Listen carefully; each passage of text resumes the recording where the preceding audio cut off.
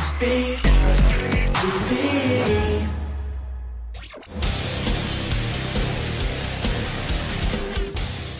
So I'm here with Jim, and we're going to be talking about Saints Row. New, exciting, bigger, better, badder, more ridiculous. That's pretty accurate, I would say. We have a little bit of everything in Saints Row 4, so yeah, ridiculous, sir, makes sense to me.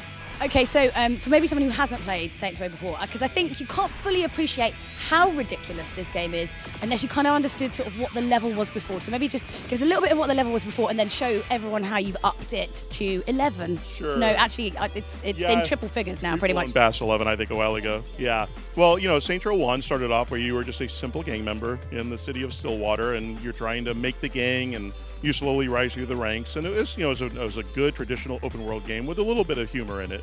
And our fans really loved that humor, and so we thought, like, maybe we should do more of that humor in Saints Row 2.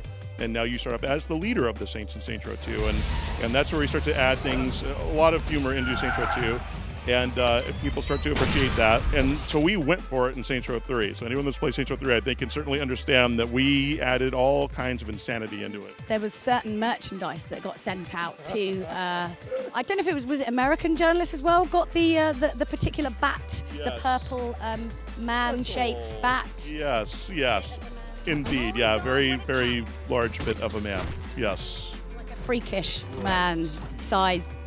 What's the way of explaining it? Like a weapon, actually, yeah. I don't think I've ever seen so many photos from my friends with things that are just shaped like a bit of a man. And it's very hard to, I don't really want to go too much into it. Yes, yeah. Funny, but scary. Yeah, that's the distance we take Saints Row 3 to. And so now, of course, with Saints Row 4, you know, what the hell do you do past that, right? So we do things like make you the president of the United States. Here's the latest approval poll. We lost 20 points. We can get them back. They're at 20 points. I'll admit that's a little lower than anticipated. So you agree you have a problem? Nope, you do. You're the communications director. Fix this. Can you give me 100% employment? No. Will you get married? Fuck no. Then I think we're in trouble. King, can you have this naysayer assassinated? Not when you say it publicly. So why don't we give him superpowers then?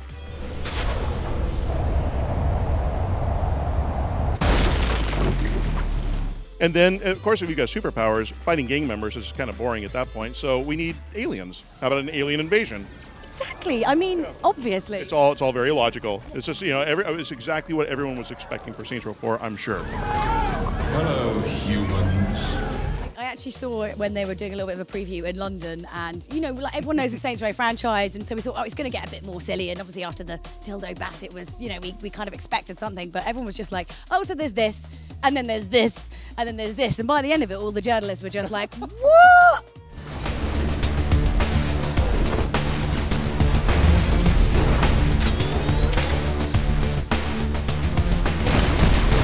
Come get a taste. Don't worry, everyone loses to me. But then, you know, games are supposed to be ridiculous. If we, you know, who wants to just sit around and do normal stuff? We do that already. It's dull. Yeah, honestly, you've hit the nail on the head. That really is our viewpoint on it. That's what sets us apart, I think, is that we have such a unique tone, and it is so funny and different. And it's in this day and age, I think, you know, with games, it's hard to come up with something that's really unique. And I think we've got that with Saints Row. Yeah, it's pretty ridiculous. Hey, Kinsey, you want to fuck? Yes. So are we going to be seeing a return of the Dildo Bat at all? That's just so we know. Well, we've got, I'll just say we have plans for it in Saints Row 4, but I don't want to give any spoilers. But yes, we do have some plans for our friend the Dildo Bat. I imagine it's going to be souped up in some sort of a way, like electricity or acid or something. You know, one of the new elements of customization we've added to the game is you can customize your weapons. So you can do different weapon skins or things like that. So, you know. Actually, some of the weapons were, I do remember, quite also very ridiculous. Would you like to talk us through some of them? Absolutely, yeah. So one of our fan favorites is definitely the Dubstep Gun. The silliest thing ever. You get to kill people with the power of dubstep. It could alter people's heartbeat, you know, really in real life.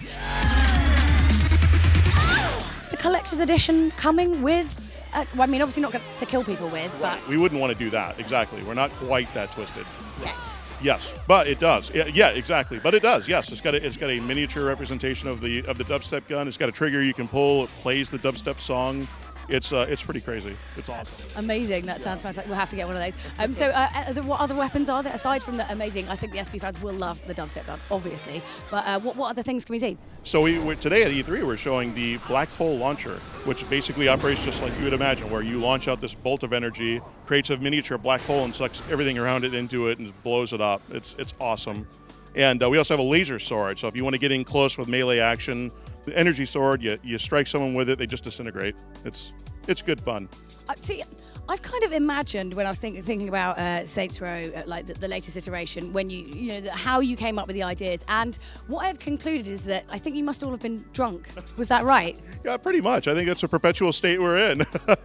No, when you're drunk, you're like, oh my god, wouldn't it be so funny if you did this? That is almost exactly how it goes. We've been, so many of us have been working on Saints Row for so long that it's second nature, and that's literally how the meetings go. Is that someone will have an idea, and then people immediately glom onto it, like, yes, that's exactly what we need to do. And we've got a lot of talented people that are able to then take that idea and bring it to life. Fuck yes. Dubstep Gun is a perfect example of that. Our audio. 3 o'clock in the morning, like, oh my god, Dubstep Gun. Yeah, pretty much. Yeah, exactly. And here's this idea, and then how do we execute it? And everyone starts throwing out ideas, and how we broaden it, and then before we know it, it's in the game, and it's awesome. So do you have to work with hangovers quite a lot of the time then? Is drinking compulsory to the decision-making process? That's a pretty funny one. Well, I'll put it this way. Whenever we have team meetings, which we have every couple of weeks or so, it has to be accompanied by beer. This is not optional. This is not something that we just like, maybe we should do that for the team. It has to be done. So there you go. It's the greatest team meeting ever with beer. We think so. Absolutely. It's very necessary for us at Volition. And then promotes harmony within the team, because that sort of thing of like, hey, everyone's just, you're cool, you guys are great bonding. Everyone loves everyone. Exactly. The power of beer.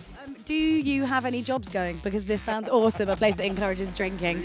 We are always looking for new talent at Volition. What if I don't have any talent though? Can I just come along drinking? Absolutely. Brilliant. Thank you so much for talking to us. I'm really looking forward to seeing the game. Thank you. It's my pleasure. Thank you very much.